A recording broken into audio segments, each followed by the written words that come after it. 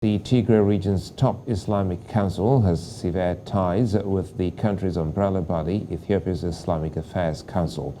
Just days ago, Tigray's Orthodox religious leaders announced that they had cut ties with the Ethiopian Orthodox Church to establish their synod. According to the Muslim leaders, this is due to the failure of the country's Islamic body to denounce the war that's been raging on since 2020. They cited the attacks on one of the holiest sites, Al-Najashi Mosque, which was damaged in the conflict's early month. The mosque is highly regarded as it was believed to have been built in the 7th century by the first Muslims to migrate to Africa during the time of Prophet Muhammad. Joining me to discuss the developments in Ethiopia is Tigrayan activist Teklay Gebremichael. Good to see you, Teklay.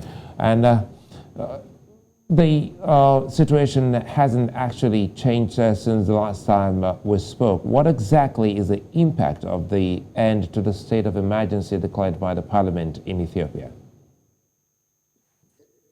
Thank you for having me. I don't think there is much to be said or expected from the so-called lifting of the state of the emergency. I think the state of emergency has been lifted for other purposes. I think there is an event that the Prime Minister is scheduled to attend in Brussels, I think on Thursday.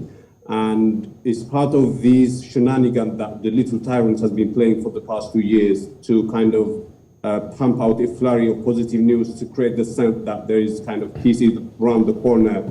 So that he would be welcomed and accepted among the Western leaders and among people that he has been dealing with lately in terms of the African Union and also the European Union as well. But the fundamentals remain. Tigray remains totally blockaded. Nothing is getting into Tigray. I think it was only the World Health Organization that was able to deliver critically needed supply yesterday, but even the supply couldn't be distributed in Tigray because there is a huge shortage of fuel, and Tigrayans continue to be persecuted even now, and the persecution had started already before the state of emergency had been imposed.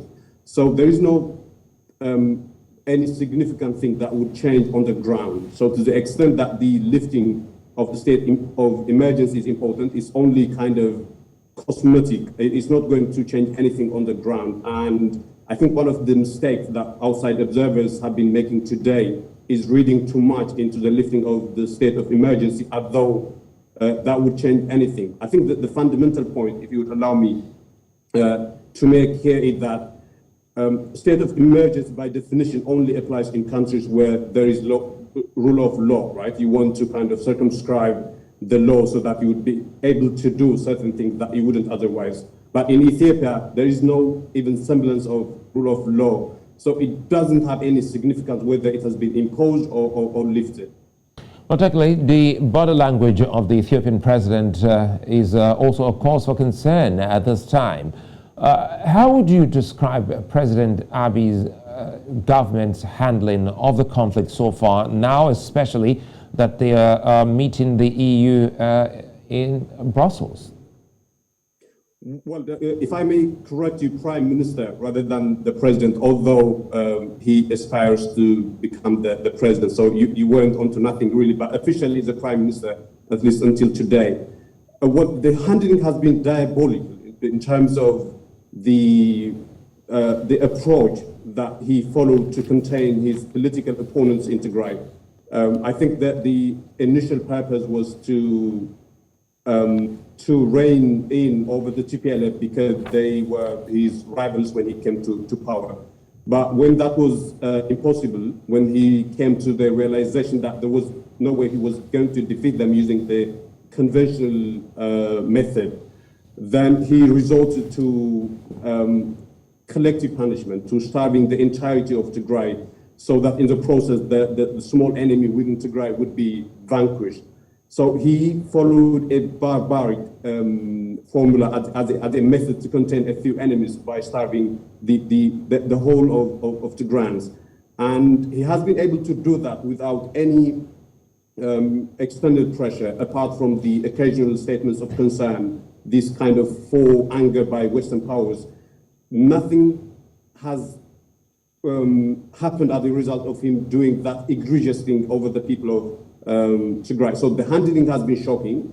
It has meant that thousands of people have died from starvation. He has been bombing civilians on a daily basis with impunity, without anybody raising any concerns or issues, apart again from providing these weekly or even sometimes monthly statements. So the handling has been shocking on every possible level. Well, you're a Tigrayan activist and very vocal on this. What's the best approach for Tigrayan forces to see an end to the lingering conflict? Well, they have been consistent in their demand. They have been making a simple demand, which is that the outside forces, the Eritrean forces, and the Amhara forces, who are still occupying parts of Tigray, must leave. The territorial autonomy of Tigray must be respected. And to the extent that there are political differences within the country, there should be an all-inclusive political dialogue, not just between the Tigray government and the federal government, but also between and among all the political parties in Ethiopia. Now, we're talking about the war in Tigray, but in Somalia region, in the eastern part of the country, people are dying from starvation, but another form of starvation caused by drought. And in Oromia, the war is kind of intensifying now, and drone strikes are becoming a daily occurrence in Oromia, simply because the prime minister couldn't find a way to deal with political opponents in a civilized manner. And I think the one thing that must happen in Ethiopia for peace to prevail is that there should be a shift in terms of how people think. There should be a shift that having political differences and having political parties who don't subscribe to the orthodox thinking should be entertained in a civilized debate and argument, rather than resolving political differences through the gun, which has been the case for the past 2 years. And I think you asked me what is the best way. The best way is for the federal government to engage the Tigrayan forces in good faith and to listen to the demands. Before I let you go, Teklay, let's quickly look at the religious and ethnic angles to the ongoing conflict. It's changing already. Tigray region's top Islamic Council has already severed ties with the Ethiopia's Islamic Affairs Council. They say they failed to denounce the war. Now, let's have your thoughts on this. Well, I would like to say two things. The first one, a little unrelated to the question you asked me, because I want to also convey the significance, the magnitude of that decision. The Ethiopian Orthodox Church is the oldest church in the world, and that is because the oldest church is found in Tigray, and Tigray was the first civilization that accepted Christianity.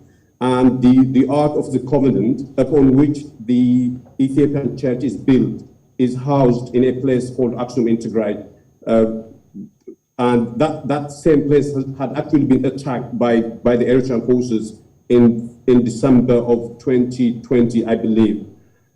And when that happened, the Ethiopian church didn't denounce it then, and it hasn't denounced it until today. And that was shocking to all Tigrayans. And since then, there has been calls by the Tigrayan faithful that the Tigray church should sever any tie with the Ethiopian church. That was the main reason, but the other reason that the Ethiopian church expressed its allegiance with the federal forces that had entered Tigray and ravaged every civilian infrastructure, including churches. And they did the same to the oldest mosque in Ethiopia that also incidentally is found in Tigray, and they attacked it. And the Muslims and the Christians in Tigray have been kind of in agreement about what needs to happen, which is that the Ethiopian church and also the Islamic Council Affairs, as it is called, must sever ties with the Ethiopian counterparts, simply because the Ethiopian counterparts have openly supported the regime's brutal campaign against anything to grant. So the significance of the Ethiopian church and the Tigrayan church and the Tigrayan Muslim Affairs Committee is like the the rug has been pulled from under the feet of the Ethiopian Church and Islamic Council. It's extremely difficult for me to imagine what the Ethiopian counterparts would look like without the foundation, the anchoring that the Tigray Church and the Tigray Muslim Affairs Council and the historical context that it provided. Teklay, many thanks for your time as always. Tigrayan activist Teklay Gebremichael speaking to us on developments in Ethiopia.